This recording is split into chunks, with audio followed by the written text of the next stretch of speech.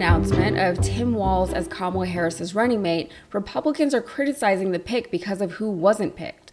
Josh Shapiro speaking at Kamala Harris's rally, and Tim Walz is about to join her pretty soon. But we're going to now talk about how Harris gets accused of caving to the rabid anti-Semites in her party by going with Walz over that guy, Shapiro.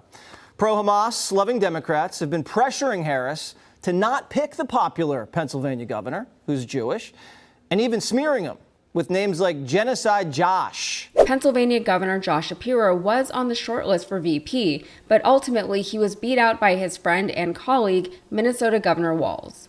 In the days since the announcement, Shapiro has expressed support for Walz and Harris, even stumping for them at a rally. Perhaps he is disappointed that it wasn't him, but that's the way it goes sometimes. He's a grown man, he can deal, and he seems fine. He's still a very popular governor in his state, and I'm sure he'll continue to have a very successful political career.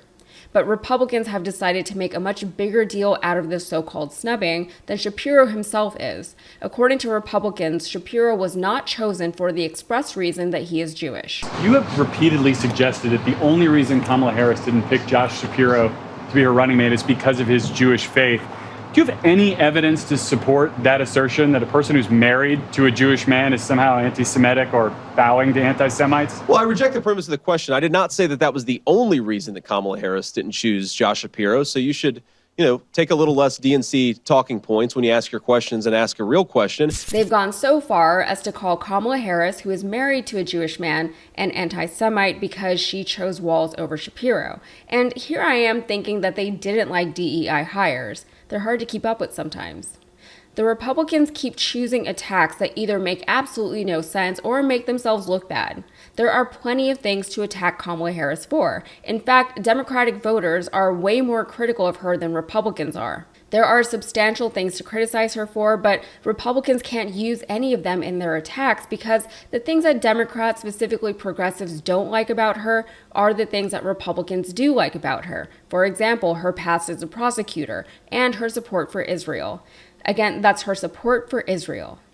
Here is Senator Chuck Schumer, the Democratic Senate Majority Leader and a Jewish man, responding to a tweet saying, "No Jews allowed at the top of the Democratic Party."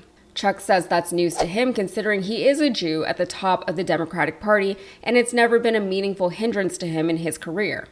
Even X, which is rampant with misinformation these days, had a disclaimer under the original tweet, saying readers out of the context that the Senate Majority Leader, Secretaries of State, Treasury, Homeland Security, Attorney General, Director of National Intelligence, and the husband of the 2024 presidential nominee are all Jewish. By the way, this is a thing that conservatives, who actually do at times voice anti-Semitic opinions, usually have a problem with. They even acknowledge that most Jewish people in this country align with the Democrats. In Trump's recent press conference, he claimed that Harris has been very bad to Jewish people. The day before the press conference, he claimed that Shapiro would have been a stronger running mate, and the fact that Harris didn't choose him is a snub to Jewish people. I want to point out very quickly that Trump is not in any position to be advising anyone on how to choose a strong running mate. Anyway, the very next day after he made that comment, he said in a press conference that Shapiro is, quote, a terrible guy and he's not very popular with anybody. Well, I don't know. I know Josh Shapiro. He's a terrible guy and he's not very popular with anybody. I think that this election maybe is better than Josh Shapiro would have been. But I think other than Josh Shapiro, I think she had some good choices. But Josh Shapiro is not one of them. He's caused a lot of damage with a lot of people. And I don't think he would have been better. I think he would have been maybe the equivalent, maybe not as good. Some critics are saying that this was a missed opportunity for the U.S. to finally have a Jewish vice president.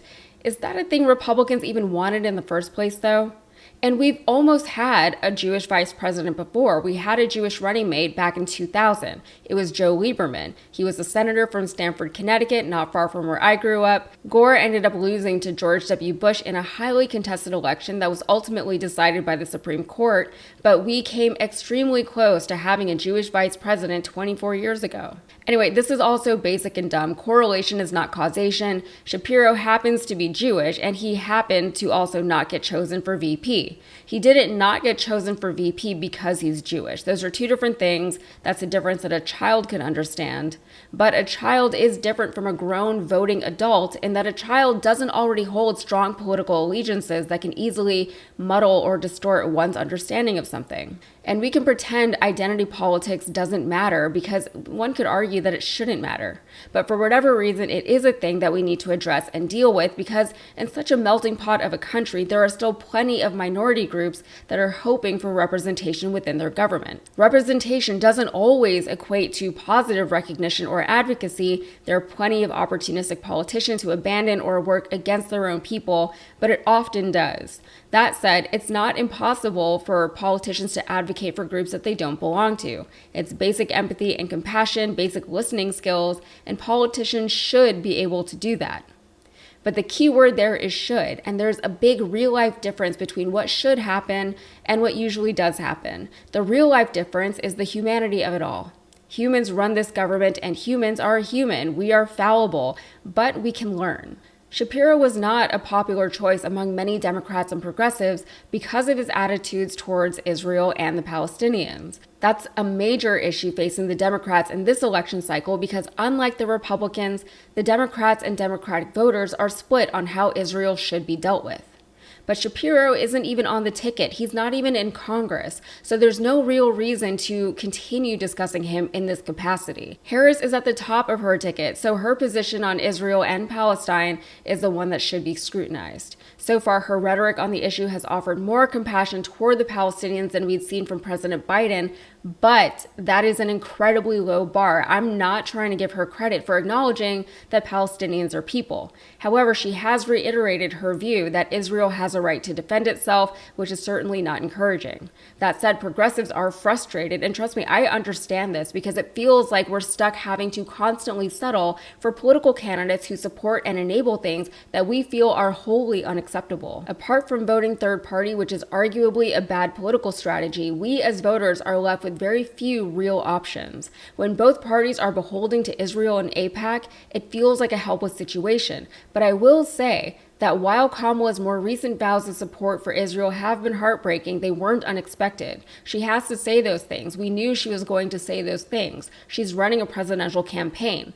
She has to play politics, but we're a part of that game too. And if anyone's more likely to be moved on this issue, it's her. It's not Trump. And it's our job as voters and as constituents to continue to demand more and better from our leaders, both before they take office and while they are serving. All right, that's it for me. If you got anything out of this, please like the video and subscribe for more. Thanks.